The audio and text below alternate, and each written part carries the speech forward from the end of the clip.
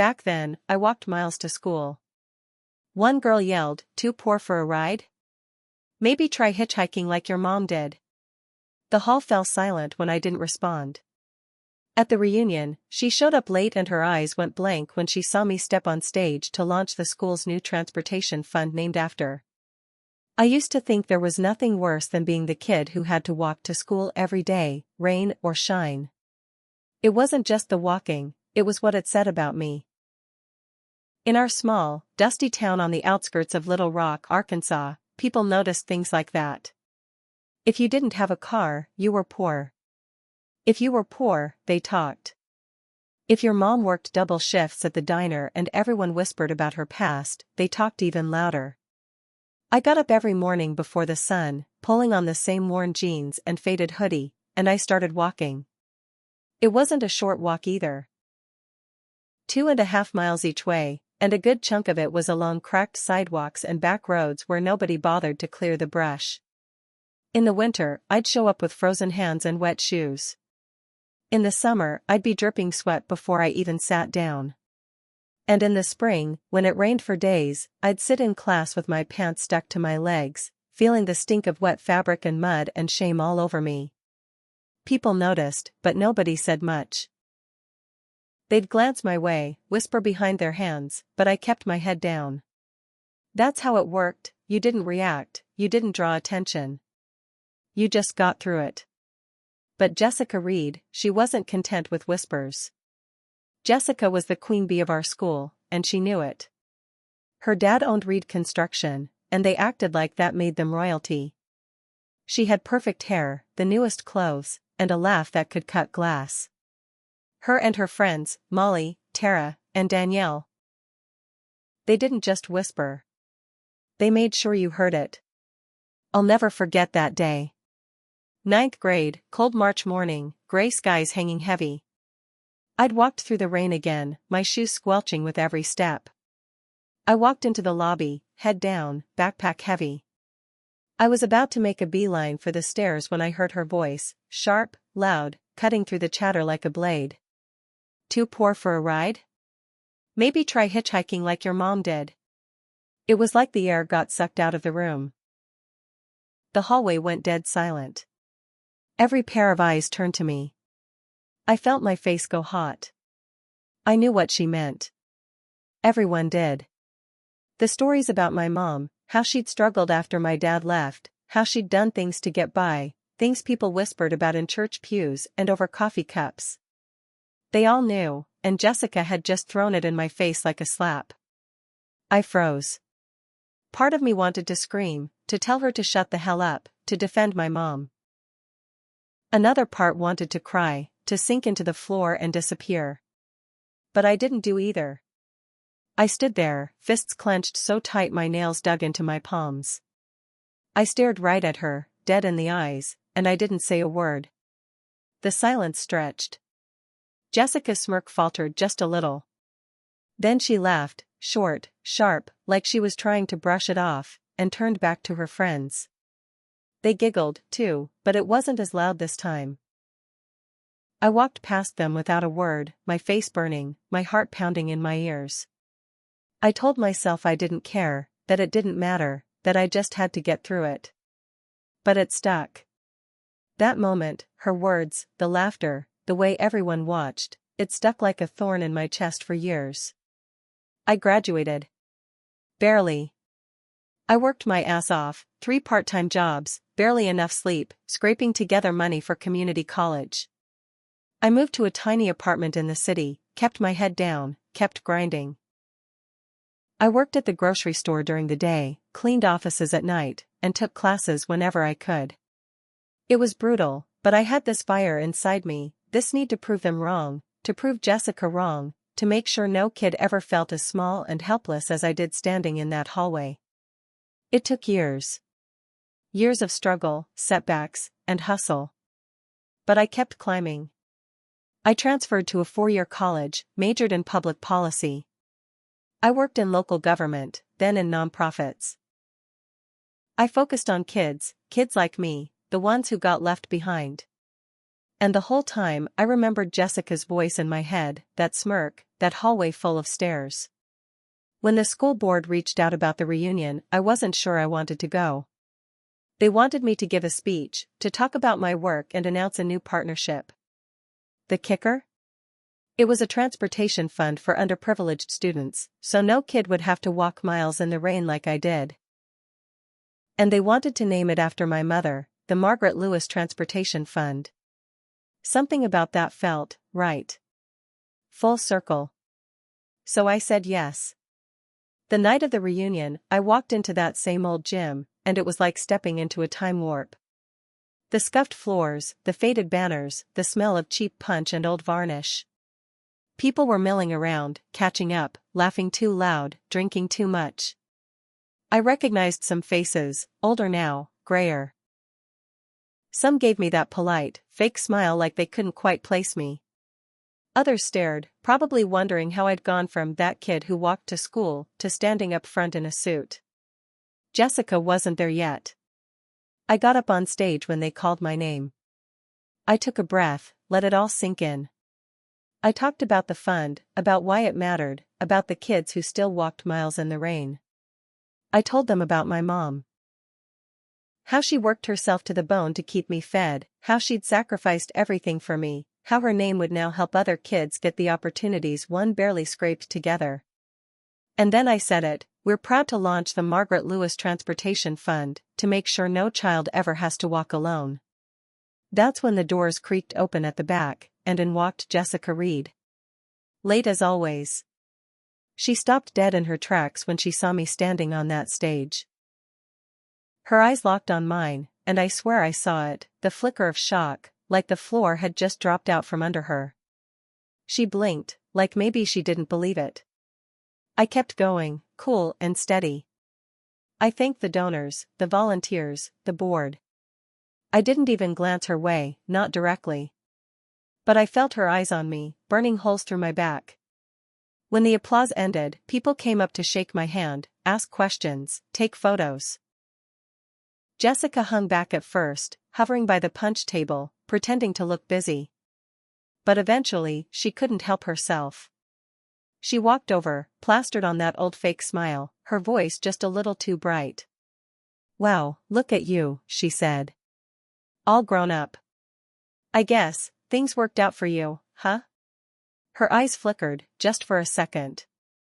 A hint of something. Regret? Guilt? Or maybe just shock that I wasn't still that kid she could knock down with a snide comment.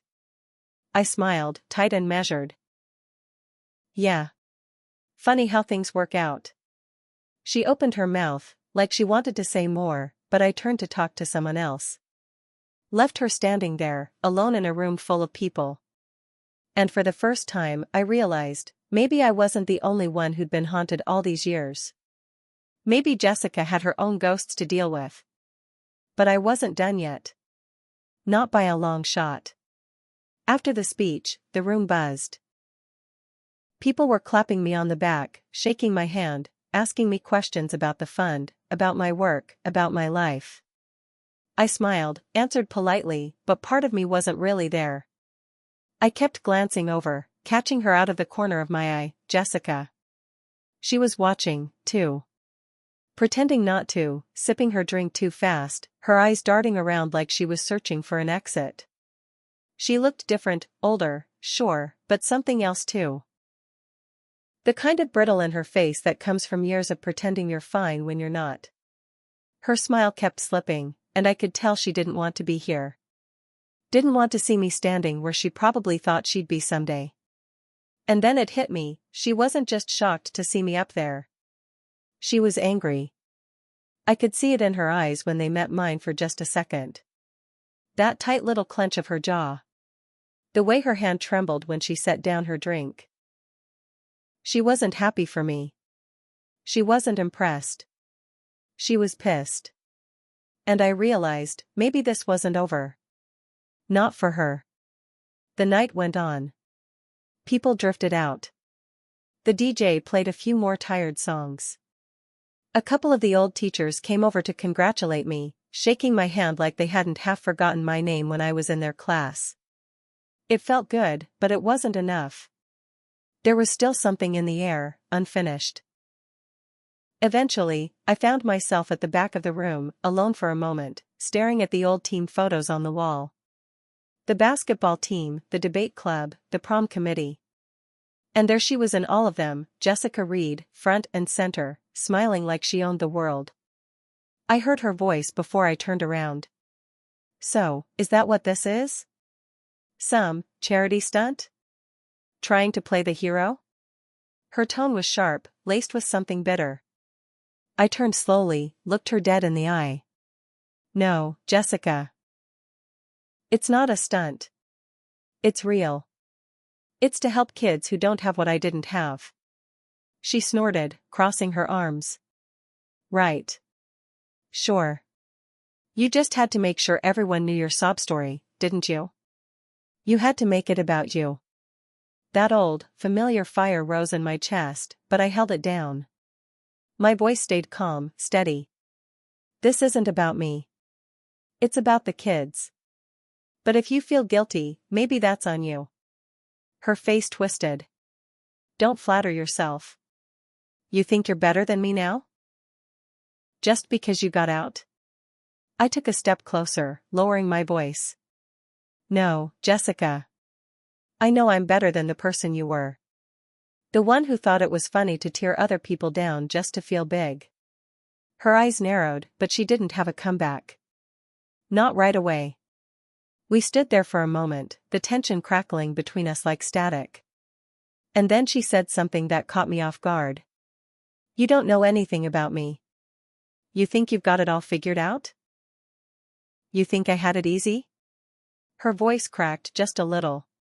She looked around, like making sure no one else was listening. "My dad, he's broke. The business folded years ago. He drinks all day, yells at my mom, barely talks to me. You think I got out unscathed? Think again." I blinked. For a second, I saw a glimpse of something, raw, real, human. The cracks in her perfect mask. But then, just as fast, it was gone. She straightened her shoulders, lifted her chin, and her voice went hard again. "Don't expect me to clap for you. Not everyone needs a charity case to feel important." Before I could answer, she turned and stalked off, her heels clicking sharp against the floor. I stood there, heart pounding, watching her go. And that's when it hit me. This wasn't done. Jessica hadn't changed. She was still playing her games, still looking for ways to cut me down, to twist the knife. And I had a feeling she wasn't going to let this go quietly. I had built something real. Something that mattered. But people like Jessica? They don't like watching others climb. They pull you down if they can. I knew it in my gut, this was just the start. Jessica had more to lose than I realized. And I wasn't going to let her drag me down. Not this time. Not ever. The reunion ended, but the story didn't. About a week later, I got a call from the school board president. He sounded off, tight-lipped, choosing his words too carefully.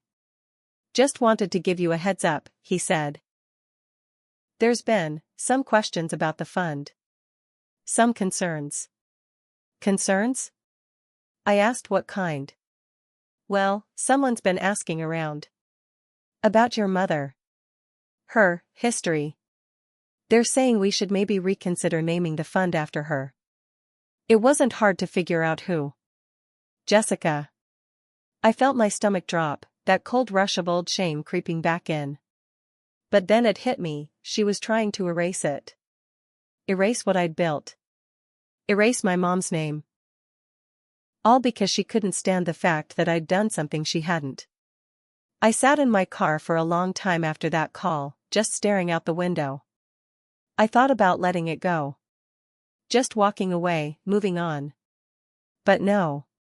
No more silence. I wasn't a scared kid in the hallway anymore. I was going to end this. I did some digging of my own. Took a few days, made some calls, pulled some old property records, business filings, court cases. And what I found? It was even worse than I'd expected. Jessica's dad, Reed Construction, it wasn't just folded, like she'd said. It was bankrupt because he'd been embezzling funds from public contracts for years. He'd cut corners on school construction jobs, including the very building we were standing in during the reunion. He'd taken tax money meant for new classrooms, new sports fields, and pocketed it. And Jessica? She wasn't just the golden girl caught in the fallout. Her name was on the paperwork, too. Jessica Reed, listed as an officer on the company filings for 3 years straight. I had proof. So I put it together. A dossier, clear, simple, undeniable. And I sent it straight to the school board. The local paper. The city council. 2 weeks later, it hit. The front page of the Little Rock Gazette, corruption in Reed Construction, decades of fraud uncovered. School board launches investigation. Jessica's face wasn't on the paper, but her name was in the second paragraph. Jessica Reed, daughter of the company's owner, served as an officer during the years when the most funds went missing. The fallout was fast. The school board called an emergency meeting. The transportation fund? They doubled the funding. My mother's name? They voted to make it permanent. And Jessica? I heard she tried to show up at the next board meeting to explain, but they wouldn't even let her speak. The president read a statement, thanking me for my dedication to the students, acknowledging the decades of neglect the district had suffered under Reed Construction, and pledging a full audit of all past projects. Jessica left in tears. It got worse for her. The state attorney general opened a case. Her dad was under investigation for fraud, tax evasion, and misuse of public funds. Jessica's own finances were frozen while they reviewed the company's books. And the final twist? Her house. The big, fancy house her dad had built with dirty money? It was repossessed. Foreclosure notice posted right on the front lawn. I drove by one day, just to see. Jessica was out front, standing on the porch, staring at the sign like she couldn't believe it was real. She saw me. I slowed down, rolled down the window, looked her dead in the eyes, and said, "Funny how things work out." She didn't say a word. Just stood there, hollow-eyed, as the walls of her world caved in. And me? I kept walking forward. For the first time in my life, I wasn't the one carrying the weight. I was free. And my mom's name, Margaret Lewis, it was carved into the front of that school building now, in big, bold letters, where no one could ever erase it again. That was the day I knew I'd won. Not just the fight, but the war.